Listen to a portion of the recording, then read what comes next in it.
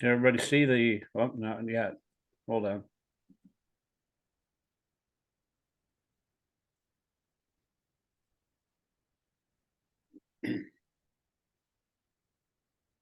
Okay, you should be able to see that now. We're going to take turns. I guess I'll start off and then we'll go with each paragraph. Mike, then Zoe, and then Alan. Okay, this is mostly a description of Lord Chaitanya, and that will become obvious when Prabhupada introduces the topic. Are we skipping the forward? We already did the forward. I thought we did the preface. Oh, we did the preface? Oh, really? Maybe I'm jumping ahead here one too much. I advertised it as the, hold on a second. No, there is no forward. Not in my book. Oh, okay. Yeah, it's just the introduction. Okay, so the conception of God and the conception of the absolute truth are not in the same level. The Śrīmad-Bhāgavatam hits on the target of the absolute truth. The conception of God indicates the controller, whereas the conception of the absolute truth indicates the summum bonum of the ultimate source of all energies. There is no difference of opinion about the personal feature of God as a controller, because a controller cannot be impersonal. Of course, modern government, especially democratic government, is impersonal to some extent, but ultimately the chief executive head is a person, and the impersonal feature of government is subordinate to the personal feature. So without a doubt, whenever we refer to control over others, we must admit the existence of a personal feature, because there are different controllers for different managerial positions. There may be many smaller gods. According to the Bhagavad Gita, any controller who has some specific extraordinary power is called a Vibhutimat Sattva, or controller empowered by the Lord. There are many Vibhuti Sattvas, controllers or gods of various specific powers, but the absolute truth is one, without a second. This Śrīmad-Bhāgavatam designates the absolute truth, or the summum bonum, as the Param Satyam. That's the supreme absolute truth, means Param Satyam. Okay, go ahead, Mike. The author of Śrīmad-Bhāgavatam, Srila Vyasadeva, first offers his respectful obeisances unto the Param Satyam, absolute truth. And because the Param Satyam is the ultimate source of all energies, the Param Satyam is the supreme person.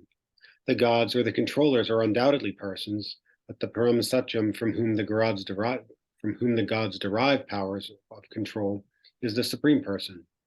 The Sanskrit word Ishvara, controller, conveys the import of God, but the supreme person is called the Parameshvara, or the supreme Ishvara. The supreme person, or Parameshvara, is the supreme conscious personality, and because he does not derive any power from any other source, he is supremely independent. In the Vedic literatures, Brahma is described as the supreme god, or the head of all other gods, like Indra, Chandra, and Varuna. But the Śrīmad-Bhāgavatam confirms that even Brahma is not independent as far as his power and knowledge are concerned. He received knowledge in the form of the Vedas from the Supreme Person who resides within the heart of every living being. That Supreme Personality knows everything directly and indirectly. Individual infinitesimal persons who are parts and parcels of the Supreme Personality may know directly and indirectly everything about their bodies or external features, but the Supreme Personality knows everything about both his external and internal features. Go ahead, Zeke.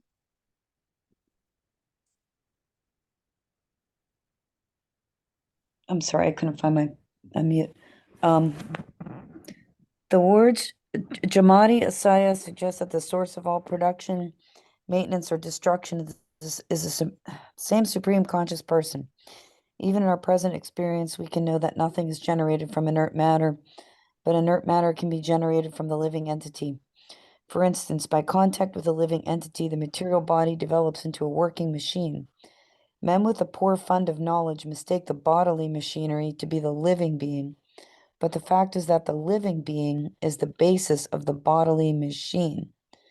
The bodily machine is useless as soon as the living spark is away from it. Similarly, the original source of all material energy is the Supreme Person. Sorry about that. The fact is expressed in all the Vedic literatures, and all exponents of spiritual science have accepted this truth. The living force is called Brahman, and one of the greatest Acharyas, teachers, namely Shripada Sankarakara, has preached that Brahman is substance, whereas the cosmic word is category. The original source of all energies is the living force, and he is logically accepted as a supreme person. He is therefore conscious of everything past, present, and future, and also of each and every corner of his manifestations, both material and spiritual. An imperfect living being does not even know what is happening with his own personal body. He eats his food, but does not know how this food is transformed into energy or how it sustains his body. I ate too much cake tonight. It reminds me about that. When, when a living being is perfect, he is aware of everything that happens. And since the Supreme Person is all perfect, it is quite natural that he knows everything in all detail. Consequently, the perfect personality is addressed in the Śrīmad-Bhāgavatam as Vasudevaya, or one who lives everywhere in full consciousness and in full possession of his complete energy. All of this is clearly explained in Śrīmad-Bhāgavatam, and the reader has ample opportunity to study this critically. Is it your birthday today? It was Sunday. So you still had cake left over. I did, and I shouldn't be eating it at all, but my brother got me a cake. Like, I don't need Yeah, this. well, you got to be careful. I You get a sugar know. buzz, it'll go on for a I while. know. It is what it is. All right, Alan, you can read the next two paragraphs, actually the next three paragraphs, because they're kind of short.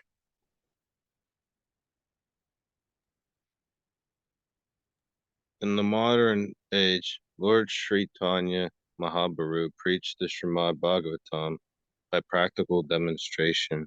It is easier to penetrate into the topics of the Śrīmad-Bhāgavatam through the medium of Sri Chaitanya, causeless mercy.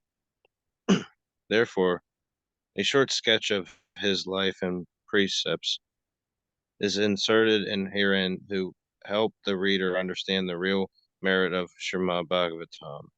It is imperative that one learn the Śrīmad-Bhāgavatam from the person Bhagavatam. The person Bhagavatam is one who very life is Śrīmad-Bhāgavatam in practice. Since Sri Chaitanya Mahaprabhu is the absolute personality of Godhead, he is both Bhagavatam. He is both Bhagavan and Bhagavatam in person and in sound. Therefore, his process of approaching the Śrīmad-Bhāgavatam is practical for all people of the world. It was his wish that the Śrīmad-Bhāgavatam be preached in every nook and corner of the world by those who happen to take their birth in India. The Śrīmad-Bhāgavatam is the science of Krishna, the absolute personality of Godhead, of whom we have preliminary information from the text of the Bhagavad Gita. Sri Chaitanya Mahaprabhu has said that anyone, regardless of what he is, who is well versed in the science of Krishna, Śrīmad-Bhāgavatam and Bhagavad Gita, can become an authorized preacher or preceptor in the science of Krishna. Yeah, it's interesting because they're saying the person Bhagavatam. You have to learn the book Bhagavatam from the person Bhagavatam. So back in the early days in New Vrindavan, the devotees were pretty well learned in the Bhagavatam, but it was also very muddy. So they actually would compliment a devotee if he was very learned. You'd say he's the devotees in New Vrindavan are walking Bhagavatam, walking books with boots on. So I guess we'll just start out here. I'll read the last paragraph and the first paragraph, and then Mike, you can read the second paragraph here. We'll just take turns after that. There is a need for the science of Krishna in human society for the good of all suffering humanity of the world. And we simply request the leaders of all nations to pick up the science of Krishna for their own good, for the good of society, and for the good of all the world's people. The short sketch in the life and teachings of Lord Chaitanya, the preacher of Śrīmad-Bhāgavatam. He is Bhagavan and Bhagavatam in person, because he's the author of the Vedas. You know, it says that Vedanta Krit Vedavid Evachaham. He's the knower of the Vedas, and he's the revealer of the Vedas. Nobody else can reveal the Bhagavatam except for the Supreme Personality of Godhead. Lord Chaitanya Mahaprabhu, the great apostle of love of God and the father of congregational chanting of the holy name of the Lord, advented himself at Sridham Mayapur, a quarter in the city of Navadvip in Bengal, on the Falguni Purnim evening in the year 1407 Shakabda, according to February 8, 1486 by the Christian calendar. So how many years ago was that? Anybody do the math? Almost 500 years ago. Yeah, it was 500 something years. I mean, 500 years ago in 1986. It's now 2023. So what is that? That's 34 years. No, 24 years plus 23 years. So that would be 48. 548 years ago. 2 days ago, 548 years ago. Okay. I just remember we went down to Moundsville with Hansaduta Swami during Lord Chaitanya's appearance day in 1986 and chanted in the streets of Moundsville, West Virginia, and created a big ruckus. Where am I here? Okay. Okay, Mike, go ahead with the second paragraph. So before I go into that, one thing I liked about the way this was set up, it talked about how, you know, it's so much easier to approach the topics in Śrīmad-Bhāgavatam, you know, through the mercy of Sri Chaitanya. And this really ties in even into what they talk about in the Gita, with the idea that, you know, by our own endeavor, we're not going to be able to understand this subject matter. You know, that this is, you know, we can put forth the effort, but ultimately it rests on mercy to get the understanding of what's going on. And so, you know, similar to the Gita, there's the same kind of idea that we're dependent on something beyond ourselves to really make sense of what we're being exposed to. Absolutely. That's the essence of our philosophy, actually. And if we ever feel a little bit that we can't understand this or anything, just know that we have the entire disciplic succession behind us to actually understand and explain it to other people. I'm just reading the biography of Bhakti Siddhanta. Here it is right here. See that? That was written by Bhakti Vikas Swami. It's a 3-volume set. And he talks about in the last chapter when he was like pre-sannyas back in the like 1910s, like that era, that period, that first decade of the 19th century, the 1900s. He lost his father and he lost his spiritual master, Srila Jagannath Das Babaji. And he had gone through a lot of things, you know, like we all go through a lot of things in life, and we get, we have obstacles and we have losses and we have fights with people and things like that. Like he had tremendous opposition from the caste Goswamis of India. And he was trying to, you know, expose all the apasampradayas, the people that were actually trying to promote something different than what Lord Chaitanya did. And so he was having so many fights and then he lost his father and his spiritual master. And so he was really depressed. He felt like withdrawing. He even stopped writing. And then Lord Chaitanya and the Panchatattva came to him in a dream, and his father, Bhaktivinoda Thakur, and his spiritual master, Jagannath Das Babaji, came to him in a dream and said, you know, my dear Bhakti Siddhanta, you know, please you're not alone, just take up the work of presenting Lord Chaitanya's mission to all these fallen souls and propagate them. And, because you have, all of us are with you, don't worry. So it is a really personal process. You have to have it says only by the grace of the spiritual master one can approach Krishna. Without the grace of the spiritual master, no one can make any advancement. So, and it also says that Lord Nityananda, he is the guru, the param guru, like the key to Lord Chaitanya's treasury of prema. So if we and says that it said in Bhakti Vinod, I'm sorry, the Prabhupada Leelamrita, Satsarup compared Prabhupada to a manifestation of Nityananda. So we have to approach Lord Chaitanya through Nityananda and the spiritual master. So if one has implicit faith in both the spiritual master and Krishna at the same time, then all the imports of Vedic knowledge are automatically revealed from within the heart. So that's why it says you have to approach the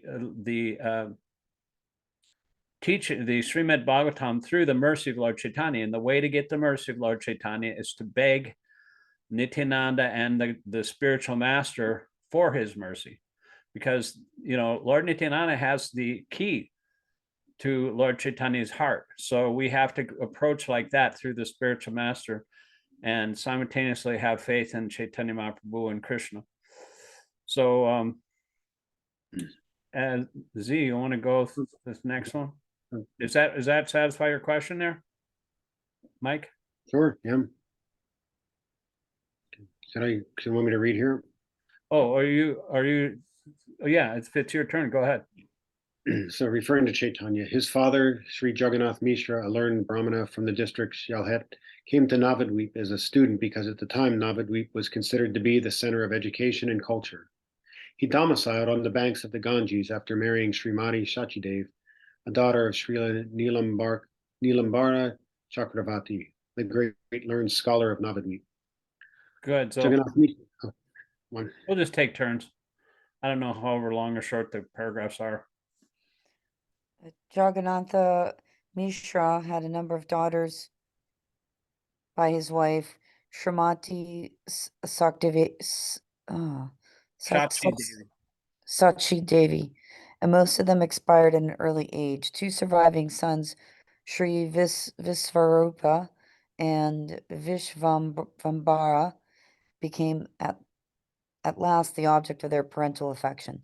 The 10th and youngest son, who was named Vishvambara, later became known as Nimai Pandita, and then after accepting the renounced order of Lord Sri Chaitanya Mahaprabhu.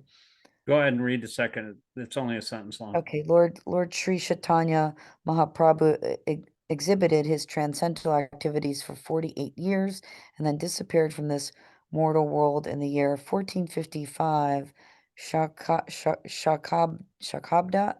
at Puri. Okay, go ahead, Alan. For his first 24 years, he remained at, what's that word? Navadvip. Navadvip, as a student and householder. His first wife was Srimati Lakshmi Priya, who died at an early age when the Lord was away from home. When he returned from East Bengal, he was requested by his mother to accept a second wife, and he agreed.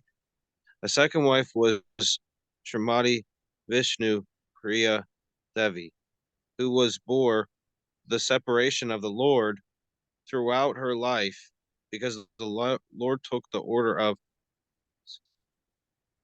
sannyasa at the age of 24, when Srimati Vishnu Priya was barely 16 years old.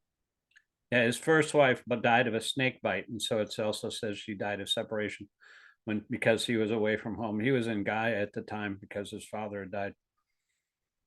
After taking sannyas, the Lord made his headquarters at Jagannath Puri due to the request of his mother, Srimati Sachi Devi. The Lord remained for 24 years at Puri. So he lived a total of 48 years. He was only 48 years when he, entered into the deity in Jagannath Puri. He just went into the Totagopinath temple and merged into the deity. For 6 years of this time, he traveled continuously over India, especially throughout southern India, preaching the Śrīmad-Bhāgavatam. Go ahead, Mike. Lord Chaitanya not only preached the Śrīmad-Bhāgavatam, but propagated the teachings of the Bhagavad Gita as well in the most practical way. In the Bhagavad Gita, Lord Sri Krishna, depicted as the absolute personality of Godhead, in his last teachings in that great book of transcendental knowledge, instruct that one should give up all the modes of religious activities and accept him, Lord Sri Krishna, as the only worshipful Lord. The Lord then assured that all his devotees would be protected from all sorts of sinful acts, and that for them there would be no cause for anxiety. Okay, go Zeevee.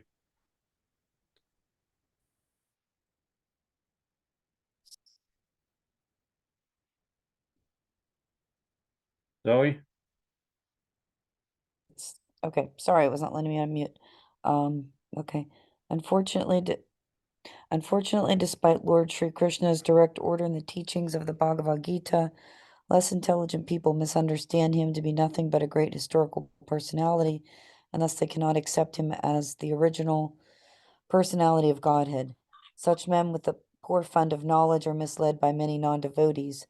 Thus the teachings of the Bhagavad Gita were misinterpreted even by great scholars. After the disappearance of Lord Sri Krishna, there were hundreds of commentaries on the Bhagavad Gita by many erudite scholars, and almost every one of them was motivated by self-interest. Go ahead, Al. Lord Sri Chaitanya Mahaprabhu is the self-named Lord Sri Krishna.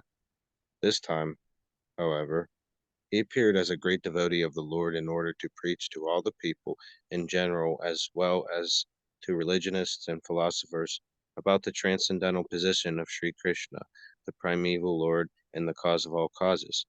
The essence of his preaching is that Lord Sri Krishna, who appeared at Vraja Bhumi Vrindavana as the son of the king of Vraja, Nanda Mahaviraja, is the supreme personality of Godhead and is therefore worshipable by all. Vrindavana Dhamma is no different from the Lord because the name, fame, form, and place where the Lord manifests himself are all identical with the Lord as absolute knowledge. Therefore, Vrindavana Dhamma is as worshipable as the Lord. The highest form of transcendental worship of the Lord was exhibited by the damsels of Vraja Bhumi in the form of the pure affection for the Lord, and Lord Sri Chaitanya Mahaprabhu recommends this process as the most excellent mode of worship.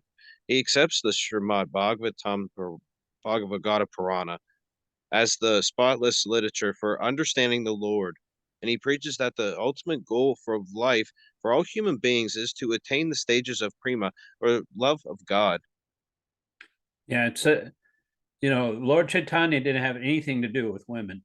I mean, women had to pay obeisances to him from afar, and he would never have any close association with any woman. He wouldn't talk to any woman.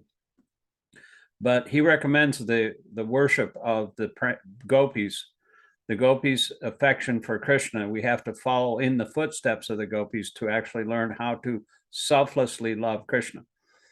The gopis' form of love for Krishna it looks like ordinary lust, but it's not, because they only were completely concerned with Krishna alone, not their own pleasure. So they were completely selfless. And when Krishna would go out in the woods and herd his cows, they were worried that he might prick his feet. And they were in complete anxiety about that because there are sharp stones and thorns in the forest of Vrindavan.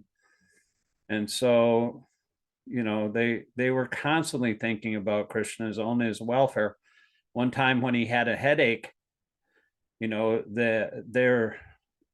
Krishna told him he told, his friends were saying, well, how can we cure this headache? He said, well, I need the dust from the feet of devotees. And so they asked the brahmanas or something that we need the feet so he can put the dust from your feet so he can put it on Krishna's head to cure his headache. And he said, no, I can't do that. He's the Supreme Personality of Godhead. We put our foot dust on his head, we'll go to hell. And so they refused. And so then they asked the gopis, and the gopis said, sure, yeah, here's some foot dust. And they said, don't you know that if you put your feet on the head of the Supreme Personality of Godhead, that then you go to hell? So we don't care. If he has a headache, we're only concerned with that. We don't care if we go to hell. We just want to cure his headache. So that's the selfless love of the gopis. There's nothing like it in the entire universe. Many devotees of Lord Chaitanya, like Srila Vrindavan Das Thakur, Srila Yochan Das Thakur, Srila Krishnadas Kaviraj Goswami, Sri Kavi Karnapur, Sri Bodhananda Saraswati, Sri Rupa Goswami, Sri Sanatana Goswami, Sri Raghunath Bhatta Goswami, Sri Jiva Goswami, Sri Gopal Bhatta Goswami, Sri Raghunath Das Goswami, and in this latter age, within 200 years, Srila Vishwanath Chakravarti, Srila Baladev Vidibhusan, Sri Shamananda Goswami, Sri Narottam Das Thakur, Srila Bhakti Vinod Thakur, and at last, Srila Bhaktisiddhanta Saraswati Thakur, our spiritual master, and that many other great and renowned scholars and devotees of the Lord have prepared voluminous books and literatures on the life and precepts of the Lord. Such literatures are all based on the Shastras like the Vedas, Puranas, Upanishads, Ramayana, Mahabharata, and other histories and authentic literatures approved by the recognized acharyas. They are unique in composition and unrivaled in presentation, and they're full of transcendental knowledge. Unfortunately, the people of the world are still ignorant of them, but when these literatures, which are mostly in Sanskrit and Bengali, come to light the world when they are presented before thinking people, then India's glory and the message of love will overflood this morbid world, which is vainly searching after peace and prosperity by various illusory methods not approved by the acharyas in the chain of disciplic succession. Whoops, I pressed the wrong button here. Hold on a second.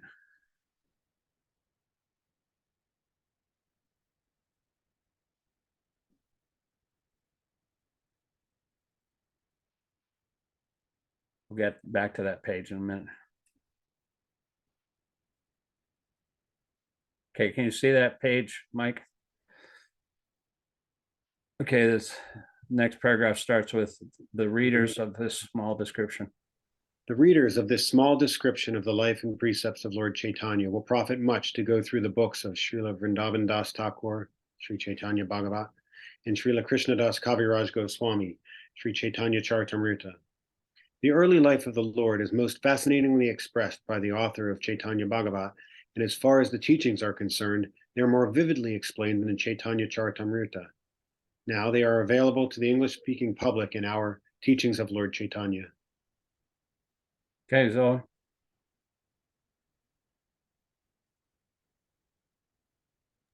Okay, sorry. The Lord's early life was recorded by one of his chief devotees and contemporaries, namely Srila Marari Gupta, a medical practitioner of that time. And the latter part of the life of Sri Chaitanya Mahaprabhu was recorded by his private secretary, Sri Damodara Goswami, or Srila Svarupa Damodara, who was practically a constant companion of the Lord at Puri. These two devotees recorded practically all the incidents of the Lord's activities, and later on all the books dealing with the Lord, which are above mentioned, were composed on the basis of Kadakas notebooks by Srila Damodara Dara Goswami and Murari Gupta. Okay, So the Lord advent himself on the Falguni Purnima, evening of the 1407 Sagarbhada, and it was by the will of the Lord that there was a lunar eclipse on that evening. During the hours of the eclipse, it was the custom of the Hindu public to take bath in the Ganges and any other sacred river and chant the Vedic mantras for purification. When Lord Chaitanya was born during the lunar eclipse, all India was roaring with the holy sounds of the Hare Krishna, Krishna Krishna, Hare Hare, Hare Ram, Ram Ram, Hare Hare. These 16 names of the Lord are mentioned in many Puranas and Upanishads, and they are described as the Taraka Brahma Nama of this age. It is recommended in the Shastras that offenseless chanting of these holy names of the Lord can deliver a fallen soul from material bondage. There are innumerable names of the Lord, but in India and outside, and all of them are equally good because all of them indicate the supreme personality of Godhead. But because these 16 are especially recommended for this age, people should take advantage of them and follow the path of the great acharyas who attain success by practicing the rules of the Shastras, which is revealed scriptures. The simultaneous occurrence of the Lord's appearance and the lunar eclipse indicated the distinctive mission of the Lord. This mission was to preach the importance of chanting the holy names of the Lord in this age of Kali, quarrel. In this present age, quarrels take place even over trifles, and therefore the Shastras have recommended for this age a common platform of realization, namely chanting the holy names of the Lord. People can hold meetings to glorify the Lord in their respective languages and with melodious songs, and if such performances are executed in an offenseless manner, it is certain that the participants will gradually attain spiritual perfection without having to undergo more rigorous methods.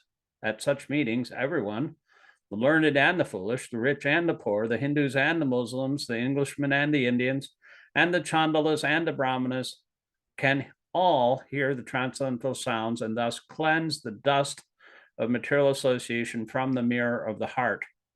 To confirm the Lord's mission, all the people of the world will accept the holy name of the Lord as the common platform for the universal religion of mankind. In other words, the advent of the holy name took place along with the advent of Lord Sri Chaitanya Mahaprabhu. Go ahead, Al. Or I mean, Mike. Mike's gone.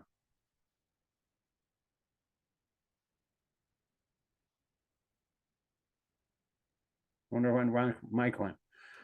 Okay, go ahead, Zoe. Okay. When the Lord was on the lap of his mother, he would at once stop crying as soon as the ladies surrounding him chanted the holy names and clapped their hands. This peculiar incident was observed by the neighbors with awe and veneration. Sometimes the young girls took pleasure in making the Lord cry and then stopping him by chanting the holy name. So from his very childhood, the Lord began to preach the importance of the holy name. In his early age, Lord Sri Chaitanya was known as Nimai. This name was given by his beloved mother because the Lord took his birth beneath a nimba tree in the courtyard of his paternal house. Yeah. When the Lord was offered solid food at the age of 6 months in the Anama Prasma ceremony, the Lord indicated his future activities. At this time, it was customary to offer the child both coins and books in order to get some indication of the future tendencies of the child. The Lord was offered on one side coins, and on the other the Śrīmad-Bhāgavatam. The Lord accepted the Bhagavatam instead of the coins. That's been going on for a long time. Yeah, 500 years at least. When he was a mere baby crawling in the yard, one day a snake appeared before him, and the Lord began to play with it. All the members of the house were struck with fear and awe, but after a little while, the snake went away, and the baby was taken away by his mother. Once he was stolen by a thief who intended to steal his ornaments, but the Lord took a pleasure trip on the shoulder of the bewildered thief, who was searching for a solitary place to rob the baby. It so happened that the thief, wandering hither and thither, finally arrived before the house of Jagannath Mishra, and being afraid of being caught, dropped the baby at once. Of course, the anxious parents and relatives were glad to see the lost child. Go ahead, Zoe.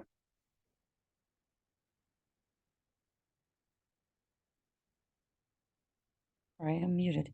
Once a pilgrim Brahmana was received at the house of Jagannatha Mishra, and when he was offering food to the Godhead, the Lord appeared before him and partook of the prepared food.